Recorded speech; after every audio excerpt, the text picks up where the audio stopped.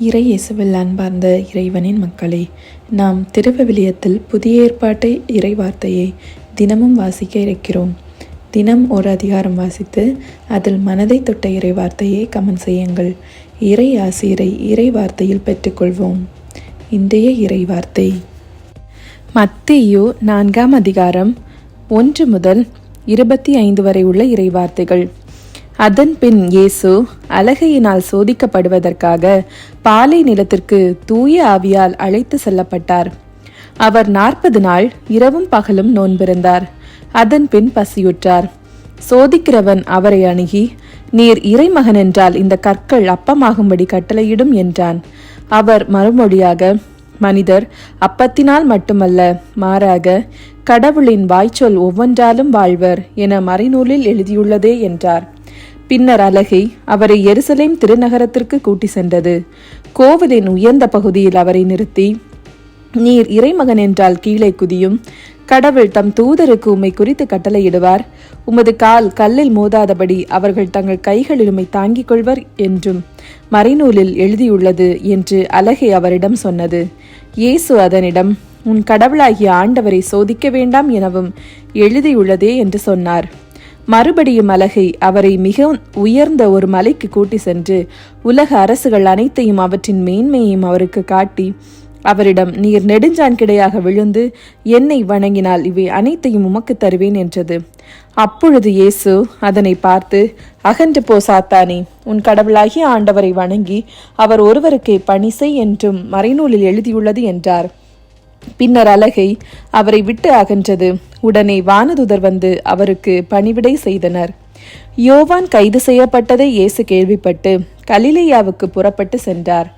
அவர் நாசரேத்தை விட்டு அகன்று செபுலோன், நப்தலி ஆகிய இடங்களின் எல்லையில் கடலோரமாய் அமைந்திருந்த கப்பர்நாகுமுக்கு சென்று குடியிருந்தார்.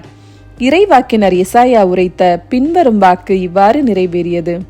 செபுலோன் நாடே, நப்தலி நாடே, பெருங்கடல் வழிப்பகுதியே, யோர்தானுக்கு அப்பாலுள்ள நிலப்பரப்பே, பிற இனத்தவர் வாழும் கலிலேய பகுதியே, காரிருளில் இருந்த மக்கள் பேரொளியை கண்டார்கள். சாவின் நிழல் சூழ்ந்த நாட்டில் குடியிருப்போர் மேல் சுடரொளி உதித்துள்ளது. அது முதல் இயேசு, மனம் மாறுங்கள், ஏனெனில் விண்ணரசு நெருங்கி வந்துவிட்டது என பறைசாற்றத் தொடங்கினார். இயேசு கலிலேய கடலோரமாய் நடக்கும்போது சகோதரர் இருவரை கண்டார்.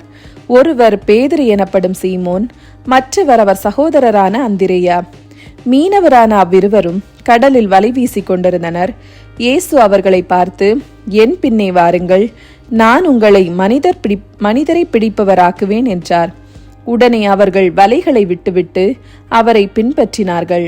அங்கிருந்து அப்பால் சென்றபோது வேறு 2 சகோதரர்களை கண்டார். அவர்கள் செபதேயுவின் மகன் யாக்கோபும் அவர் சகோதரரான யோவானும் ஆவார். அவர்கள் தங்கள் தந்தை செபதேயுவுடன் படகில் வலைகளை பழுது பார்த்து கொண்டிருந்தார்கள். இயேசு அவர்களையும் அழைத்தார். உடனே அவர்கள் தங்கள் படகையும் தந்தையையும் விட்டுவிட்டு அவரை பின்பற்றினார்கள். அவர் கலிலேய பகுதி முழுவதும் சுற்றி வந்தார். அவர்களுடைய தொழுகை கூடங்களில் கற்பித்தார்.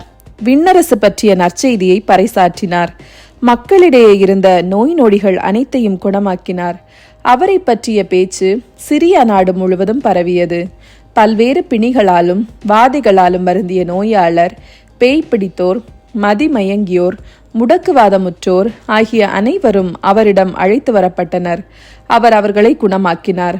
ஆகவே கலிலேயா, தெக்கப்பொலி, எருசலேம், யூதேயா, யோர்தானுக்கு அக்கறை பகுதி ஆகிய இடங்களிலிருந்து வந்த மக்கள் பெருந்திரளாய் அவரை பின்தொடர்ந்தனர்.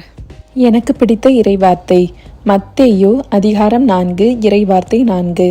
அவர் மறுமொழியாக, மனிதர் அப்பத்தினால் மட்டுமல்ல, மாறாக கடவுளின் வாய்ச்சொல் ஒவ்வொன்றாலும் வாழ்வர் என மறைநூலில் எழுதியுள்ளதே என்றார். எனக்கு பிடித்ததற்கான காரணம், மனிதருக்கு உயிர் வாழ உணவு மட்டுமல்ல, கடவுளின் வார்த்தையும் தேவை.